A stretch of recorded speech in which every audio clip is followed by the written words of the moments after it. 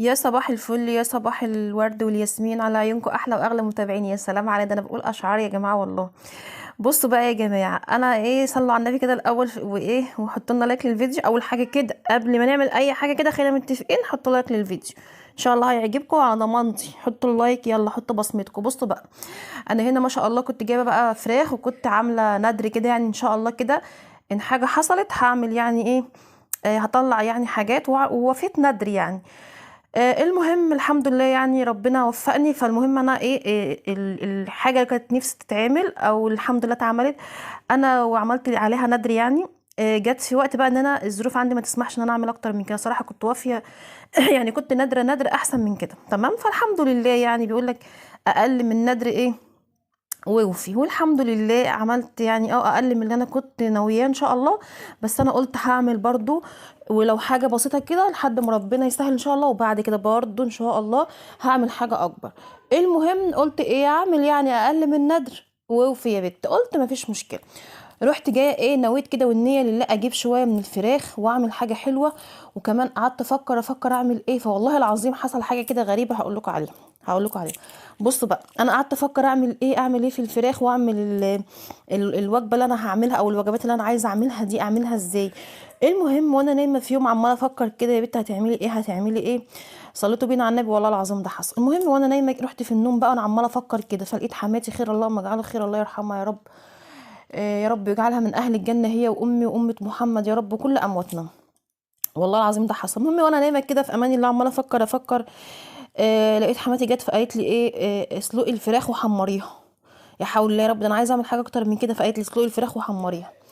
فقمت قلت سبحان الله، يعني انا قاعده بفكر اعمل ايه في الندر واعمل يعني خلاص انا قررت ان هي يعني هيبقى فراخ ان شاء الله، بس اعملها ازاي. فهي جت قالت لي اسلقيها وحمريها. انا اسمع الكلام؟ ابدا ما اسمعش الكلام. المهم قلت خلاص انا كده كده هعمل فراخ، بس هعملها بقى بيقول لك يعني الحاجه اللي تحبيها انفقوا مما تحبون وانفقوا مما تحبون. فانا قعدت بقى افكر بتحبي ايه يا بنت، اكتر حاجه بتحبيها. قلت هي الاكله الجميله دي. رحت قلت بقى خلاص انا هعملها، وحماتي ان شاء الله كده تسامحني ان انا ما سمعتش كلام. عارفين لو كانت قاعده معايا دلوقتي الله يرحمها يعني كان زمانها بتقول لي هو انت يا بنت عايشه معايا؟ بالعكس انا عارفه ان هي هتجيلي في المنام وهتقولي وانا مش قلت لك اسلقي الفراخ وحمريها؟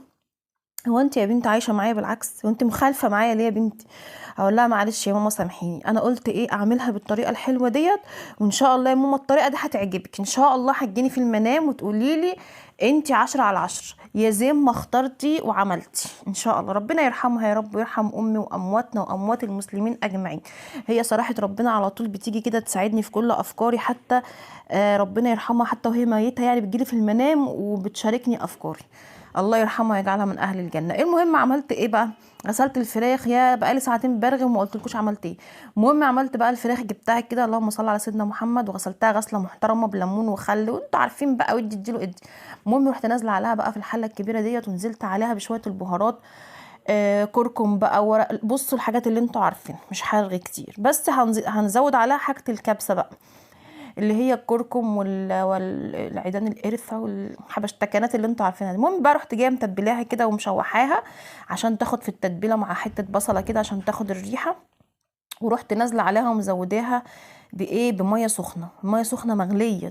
نزلت على الفراخ بميه سخنه مغليه بعد ما شوحتها وخدت من ريحه التوابل ومن البصل ومن الجزر. شوحتها يعني مع البصل والجزر والتوابل، ورحت نازله عليها بالميه السخنه المغلي وسبتها. وقلت لها عيشي حياتك يا ست الكتكوته. لا ست كتكوته ده ما شاء الله، ده فراخ مش كتاكيت. المهم رحت بعد ما حطيت بقى عليها الميه وظبطتها بتوابلها بملحها ببابا غنوجها بكل امكانياتها، قمت مغطياها. قلت لها عيشي حياتك. يا دوبك اول ما بدات تستوي او استوت يعني مش طلعها ني، رحت مطلعاها يعني صفيتها من الشوربه كده وطلعتها. كنت ممكن بقى احط الرز في الشوربه ديت على طول، بس انا ما رضيتش. ليه بقى؟ عشان انا حاطه بهارات زي ما انتم شايفين خشنه اللي هو الحبهان، وحاطه اعدان قرفه، وحاطه اعدان اسمه الهيل دوت او اللي انتوا بتقولوا عليه القرنفل. فلو حد ما شاء الله اكل حاجه من دي تحت اسنانه هيدعي عليا ان شاء الله. فرحت قلت لا ده انا لازم اصفيها وهقول لكم عملت يعني كنت ممكن انزل بالرز في قلب الشوربه دي على طول اللي هو يعني مكان الفراخ وكده. قلت لا لازم اصفيها عشان ما حدش ينزل تحت اسنانه حاجه ويقول لي منك لله يا بعيده. المهم رحت جايبه بقى حله تانية كده ما شاء الله، رحت حاطه فيها شويه زيت على شويه سمنه، ونزلت بقى بيهم ببصلتين كده حمرتهم، يعني شوحتهم تشويحه يا دوبك تدبل، بس ما ايه ما حمرتهاش قوي يعني، وما خدتش لون. كنت ممكن انزل بالبهارات على فكره الاول واحمرها واحمصها، بس انا يعني بحب امشي عكس الناس يعني، بحب اختلف شويه. المهم رحت نازله بالبصل الاول، ورحت نازله ببشر مجزور، واخدين بالكم انتوا؟ بشر جزر مبشور، يلا ما علينا.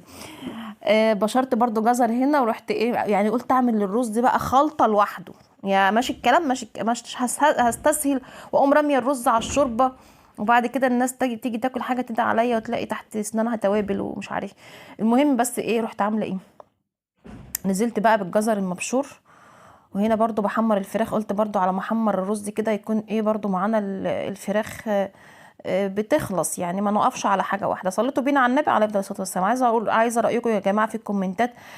طبعا الكبسه ديت عاوزه يعني اعرف هي اكتر الدول اللي بتعملها، ممكن فلسطين وسوريا المهم انتوا لو بتعملوها بالطريقه ديت حطوا لايك، ما بتعملوهاش بالطريقه دي بتعملوها بطريقه احسن مني برضو حطوا لي لايك، يعني انتوا فاهمين بقى يا جماعه، شجعونا كده عشان هو ده الحاجه الوحيده اللي بتعملوها معايا في الفيديوهات، هي اللايكات بتاعتكم والكومنتات الحلوه اللي انا بشوفها. صليتوا بينا على النبي عليه الصلاه والسلام. بصوا بقى انا هنا كنت ناقعه الرز دوت، الرز البسمتي اللي بيضحك دوت، اللي هو الحبايه الطويله. طبعا ما حدش يجي يقول لي ده رز مصري، وانت الرز المصري لو اتنقع خلاص شكرا كل سنه وانت طيبه هتعمليه مهلبيه. ده رز بسمتي ونقعته حوالي ساعه، مش ساعتين، قلت ساعتين، ساعه او اقل كمان. المهم يعني على ما عملت الفراخ كنت انا ايه كنت نقعه الفتره دي كلها، على ما غسلت الفراخ وعملتها. بصوا بقى جبته بعد ما نقعته كده وغسلته حلو، رحت جايه حطاه على البصل والجزر، وحطيت بقى عليه، انا ما زودتش الملح على فكره عشان الشوربه كنت حاطه عليها ملح، خلي بالكم من النقطه دي، هنزود الشوربه ما نحطش ملح كتير على الرز عشان ما يبقاش الاكل مش كده. المهم بقى رحت ايه مقلباه كده، ورحت نازله عليه بالايه بالبهارات بتاعته. بصوا برضو طلعت الفراخ اهي ما شاء الله في ثواني يعني، تهيألي يا دوبك حطيت الرز كانت الفراخ اتحمرت. ليه بقى؟ عشان انا لما باجي احمر الفراخ ما بحطش زيت كتير، بحط حاجات بسيطه يعني.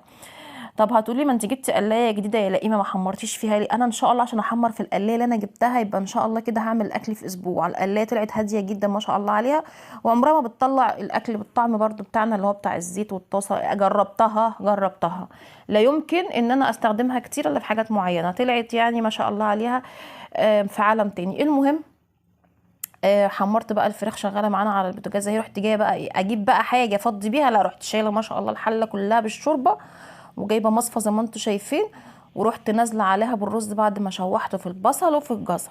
بصوا بقى اللي انا كنت بتكلم فيه اللي هو ده، شايفين التوابل الخشنه دي اللي يعني انا خفت ان انا اسقط الرز على طول في قلب الشوربه بسبب الحبهان وبسبب القرنفل والحاجات اللي كنا ممكن نلاقيها في الرز دي، فانا قلت لا اصفيه وخلينا ايه يعني في الامان كده بس. فروحت جايه بقى مزوداه، اللهم صل على النبي، انا حاسه انتوا صدعتوا بس مش مشكله استحملوا شويه.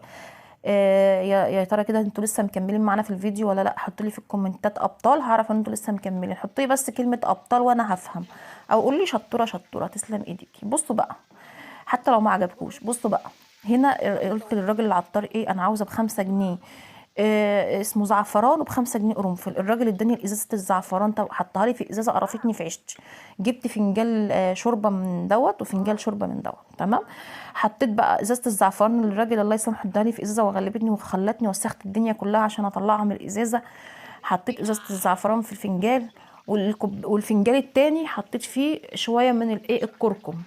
طب ليه بقى كده؟ عشان ادي بقى الرز كده شويه الوان حلوه كده تدلع الكلام وتدلع الرز معانا، ما مش هنخلي الرز البسمتي ابيض، عيب في حقنا لما نطلع الرز البسمتي ابيض. بصوا بقى او يعني شكله هيبقى احلى، يعني دايما لما نيجي نعمل حاجه نعملها زي ما بنحبها واكتر، طالما انتي عامله حاجه خير وكده اعمليها زي ما بتحبيها واكتر يعني. المهم يعني بعد ما سبته يتبخر كده شويه، بعد ما حطيت الالوانات الحلوه اللي انا حطيتها سبته يتبخر بقى شويه، ورحت مقلبه تقليبه كده. انا ليه بقى اديته زعفران واديته بتاع من الاصفر؟ علشان يديني كذا لون مع بعض، يعني ميبقاش الرز البسمتي مديني على اصفر بس بكركم، ممكن تعمليه بقى اصفر بس انا قلت يعني نجدد ونزوق في الالوان يعني انتوا فاهمين، فقلت بقى تبقى حبايه بيضه حبايه صفرا حبايه خضرا حبايه كده يعني. المهم قلبت بقى الرز كده، ومكان بقى مكان الفراخ فاكرين احنا بنحمرها، رحت جايه حاطه السوداني كان ايه بديله تحميصه كده عشان ياخد من طعم الفراخ، سلامتك يا بنت، الف سلامه، اكيد من ساعه ما اكلت الفراخ والبتاع، الف سلامه عليك. المهم حمصت بقى السوداني واديته تشويحه كده مكان الفراخ. خلاص صليته بينا على النبي عليه الصلاه والسلام. هنا بقى جبت الحاجه اللي هعبي فيها، وكنت جايبه معلقه، لقيت المعلقه هتطلع روحي، قلت اجيب حاجه اكبر شويه واعبي بيها. بدات بقى ان انا عبيت كده الرز بعد ما استوى معانا اهو. والله العظيم ما شاء الله الاكل ريحته جميله قوي، والف هنا وشفا لكل اللي كان ليه نصيب في اي حاجه يا رب. ويا رب كلنا ربنا يقدرنا على فعل الخير، اللهم امين يا رب العالمين. ربنا يتقبل منا يا رب جميع اعمالنا الخير يا رب، اللهم امين. ان شاء الله خير يا رب. بصوا بقى هنا عبيت الرز زي ما انتم شايفين، ومحمصه معايا المكسرات زي ما قلت لكم مكان الفراخ، حمرتها مكان الفراخ. صليتوا بينا على النبي عليه الصلاه والسلام. بعد ما عبيت بقى، هنفضل نعبي طول النهار.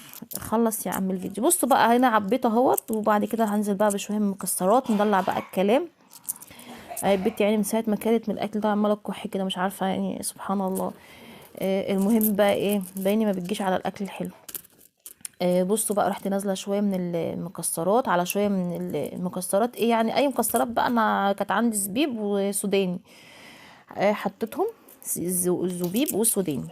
بصوا بقى رحت جايه ايه بعد ما حطيتهم كده، رحت حطيت بقى الفراخ. بصوا انتوا هتشوفوا كل حاجه بنفسكم عشان حاسه انتوا صدعتوا مني. انتوا ما حطيتوش اللايك، شايفاكوا على فكره، بس أنا عادي يعني، عادي مسامحاكم.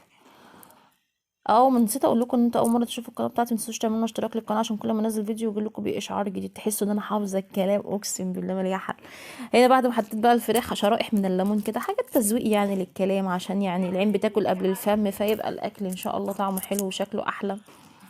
فبعد ما خلصت بقى بنفكركم باللايكات. بصوا بقى بعد ما خلصت عبيتهم كلهم اهم.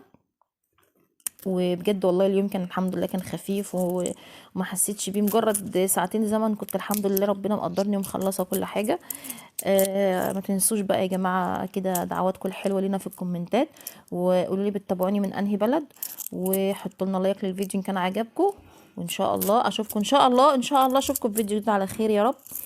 ومش هوصيكم بقى كومنتات وكل الحاجات اللي عندكم، وشيروا بقى الفيديو لاصحابكم وحبايبكم، وعرفوهم بقى اختكم حبيبتكم عملت ايه، وشيروا لكل اصحابكم. اشوفكم ان شاء الله يا جماعه على فيديو جديد على خير. دعواتكم لينا كده ان شاء الله. بحبكم في الله.